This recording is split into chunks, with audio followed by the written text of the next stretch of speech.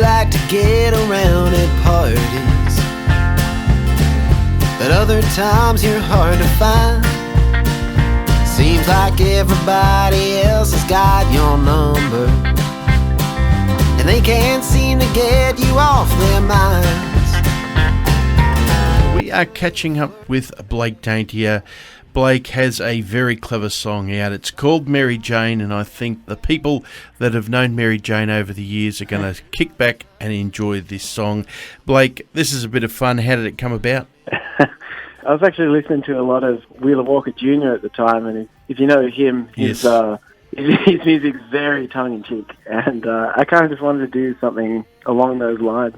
It sounds like a lovely love story, first of all, that you're rekindling there with Mary Jane.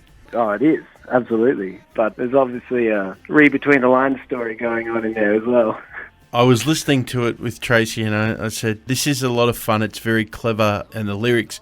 Tell us about the process of actually putting it together. You gave us the inspiration, but tell us about the writing of the song. It was actually maybe about 2 years ago that I wrote the song now. I wanted to write something that was pretty fun and something that was a little bit different to, everything else that you hear around the place, and I'll make it about something a little bit risque too. You mentioned there, and you wrote it about 2 years ago, so why so long before we get it out to the people? Basically, the last maybe about 4 years, I've sort of been in cocoon mode, sort of working on my music and working on the songwriting, and I've just been changing a lot and just deciding to work out where I want to go with things. And then I just thought Mary Jane seems like a great place to sort of kick things off. You mentioned changing things and everything. Your style would have been a little different to what you're doing now when you started first getting involved in music? Yeah, absolutely. It was like a lot of people, I got into country music through the country pop side, hearing like Faith Hill, Shania Twain, and especially Keith Urban. I was really big on Keith Urban stuff. Still am, really heavily influenced by what he was doing.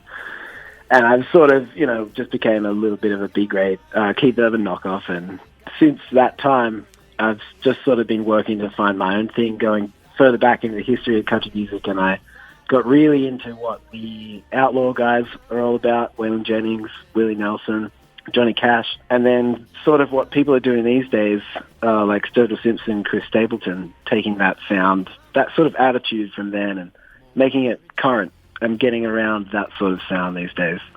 That's a really good line, making it current. Even though a lot of the music is timeless, is being able to connect someone young with, some of that great music from the 70s.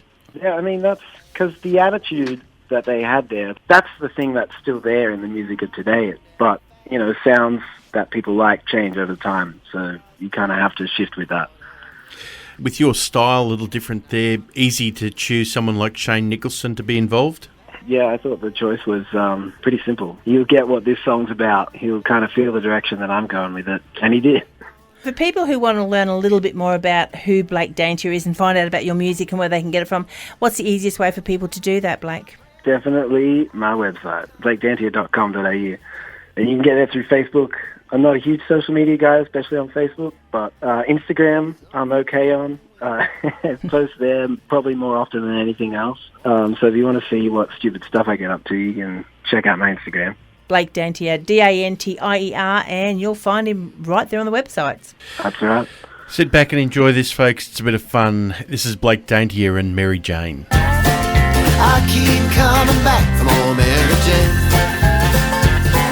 I keep coming back for more Mary Jane.